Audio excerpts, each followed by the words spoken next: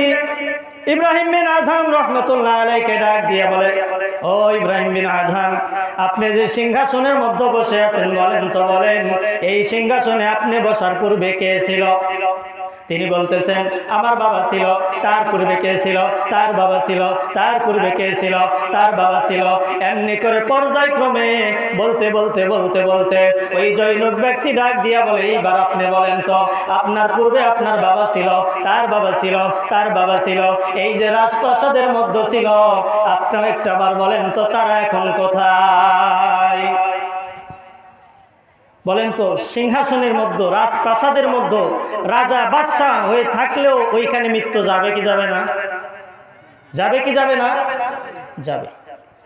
এইবার ইব্রাহিম বিন আদহাম রাহমাতুল্লাহ আলাইহি ডাক দিয়ে বলে, তারা তো দুনিয়াতে বেঁচে নাই, আমার বাবা বেঁচে নাই, তার বাবা বেঁচে নাই, এই রাজপ্রাসাদে তারা একদিন ছিল, কিন্তু এইখান থেকে তো তারা বিদায় নিয়েছে। এইবারে ওই ব্যক্তি ডাক দিয়ে বলে, কোথায় গেছে, কি হয়েছে তাদের? এইবারে ইব্রাহিম বিন আদহাম রাহমাতুল্লাহ আলাইহি ডাক দিয়ে বলে, আপনি কেমন বেয়াকুবের মতো কথা বলেন? তারা তো মারা গেছে, দুনিয়ার জিন্দেগি ছেড়ে তারা কবর জগতের বাসিন্দা হয়ে গেছে। সুবহানাল্লাহ। ইব্রাহিম বিন আদহাম রাহমাতুল্লাহ আলাইহিকে লক্ষ্য করে ডাক দিয়ে বলে, তাহলে আমি যে বললাম এটা মুসাফিরখানা, তাহলে এই কথা কেমনে তুমি বলো যে মুসাফিরখানা নয়? এই কথা কেমনে তুমি বিশ্বাস করো যে এই কথা মিথ্যা? ও দুনিয়ার মুসলমান, আপনি আমি দুনিয়াতে আসছি, এই দুনিয়াতে কিন্তু চিরকাল আপনি থাকবো না। আপনি ভিক্ষুক হন, আপনি শ্রমিক হন, আপনি ঠেলাওয়ালা হন, আপনি চাকরিজীবী হন, আপনি বক্তা হন, আপনি শ্রোতা হন, আপনি মন্ত্রী হন, আপনি মেম্বার হন, চেয়ারম্যান হন, এমপি হন, আর প্রাইম মিনিস্টার হন না কেন, পৃথিবীতে আল্লাহ তাআলা আপনাকে আমাকে পাঠাইছেন, এই দুনিয়ার থেকে একদিন কিন্তু আপনাকে আমাকে যেতে হবে, কি হবে না? हम सब मुसाफिर है, वही आखिर ठिकाना, कोई आगे रवाना है, कोई पीछे रवाना, कोई आगे रवाना है, कोई पीछे रवाना।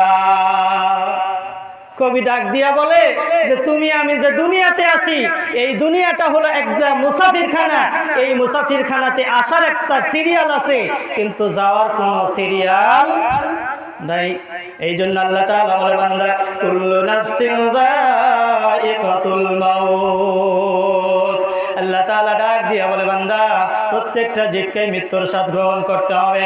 ও দুনিয়ার মুসলমান, মৃত্যুর স্বাদটা কেমন? এই আয়াতে কারিমা আমরা পড়তে পড়তে, আমরা শুনতে শুনতে, যারা আরবি পারে না, কোরআন তেলাওয়াত করতে পারে না, এই আয়াতটা তাদেরও মুখস্থ হয়ে গেছে। কি বলেন? মুখস্থ হয় নাই? অনেকের মুখস্থ হয়ে গেছে, অর্থ হয়ে গেছে, তাও জানি। কিন্তু মুসলমান, আয়াতে কারিমার মধ্যে রব্বুল আলামিন কি বললেন? আল্লাহ তাআলা যে মৃত্যুর স্বাদের কথা বললেন, কেমন সে জিনিসের স্বাদ। আপনি যদি একটু মিষ্টি খান, মিষ্টির স্বাদ বোঝা যায় কি যায় না? আপনি যদি একটু টক খান, ওইটার স্বাদ বোঝা যায় কি যায় না? আপনি যদি একটু ঝাল খান, ওইটার স্বাদ বোঝা যায় কি যায় না? এই কথা বলেন না কেন? রাগ করে আছেন? রাগ করে আছেন? রাগ করে যদি না থাকেন, যতক্ষণ আছে ইনশাআল্লাহ কথা বলতে হবে। সম্মানিত হাজির,